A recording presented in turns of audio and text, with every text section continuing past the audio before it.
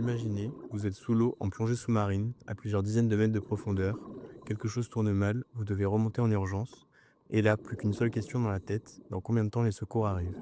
En plongée, 9 plongeurs sur 10 ont déjà vécu une situation à risque, dont 6 d'entre eux ont déjà vécu un accident physique. Et le problème numéro un lors de ces accidents, ce n'est pas toujours la gravité de la blessure, mais plutôt le temps de contacter les secours. Pourquoi? Eh bien parce que le téléphone ou la radio se trouvent presque toujours à la base nautique, sur le bateau ou sur la plage.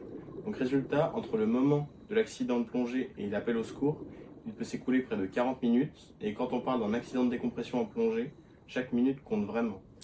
Pour répondre à cet enjeu de sécurité, nous avons donc conçu NauticLink, une balise SOS portative déployable fixée à la cuisse pour garantir une accessibilité optimale en cas de danger. Afin d'allier compacité et ergonomie, nous avons optimisé l'architecture de chaque composant sous SolidWorks. Cette conception numérique a ensuite pris vie grâce à l'impression 3D. Voici la simulation numérique sur SolidWorks qui nous a permis d'approuver la résistance de notre boîtier sous pression. Il est donc capable de descendre jusqu'à 40 mètres sous l'eau, sans aucune fuite et sans imploser. Par la suite, j'irai moi-même plonger avec le système sous l'eau pour déterminer les performances réelles. En cas d'accident au fond de l'eau, il suffit donc au plongeur de tirer sur la cordelette. Cela déclenche un parachute de plongée comme sur la vidéo, qui propulse la balise vers la surface. Comme vous pouvez le voir, ce système est très fiable et surtout très rapide, car pour remonter les 40 mètres jusqu'à la surface, le système ne prend qu'une vingtaine de secondes.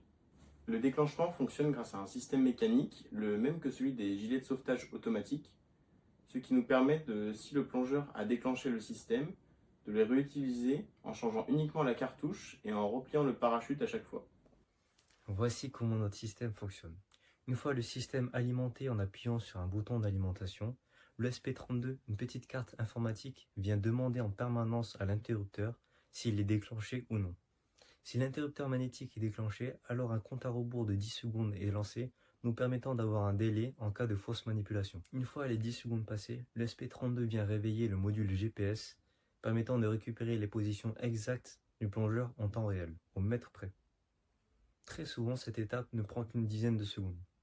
Une fois la position GPS récupérée, un message est préparé et est envoyé au module SMS, permettant de le transmettre au plus vite au service d'urgence. Voici donc le test réel de la balise de secours sous l'eau. Je suis donc allé à 12 mètres de profondeur pour tester le déclenchement du système et le système de percussion du parachute à CO2. Donc, comme vous le voyez, le déclenchement se fait très rapidement et le parachute remonte très vite à la surface.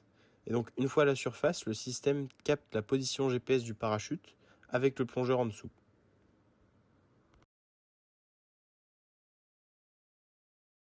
Et donc là, on constate que sur le téléphone, un message est envoyé par la balise. Et en cliquant sur les coordonnées, on remarque bien que la position du parachute a parfaitement été envoyée et donc que les secours vont pouvoir intervenir beaucoup plus facilement et plus rapidement.